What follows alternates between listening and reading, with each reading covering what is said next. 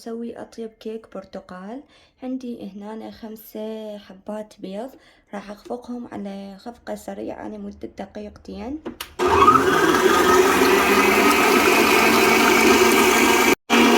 بعدها راح أضيف السكر بالتدريج.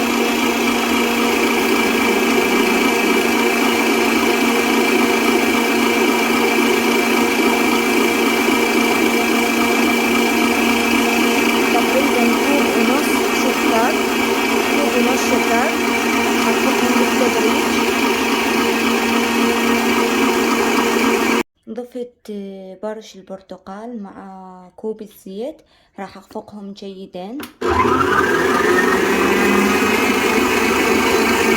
الآن ضفت 3 أكواب الطحين مع ظرف البيكنج باودر منخولين، ضفتهم على الخليط وضفت عصير البرتقال، راح أخلطهم.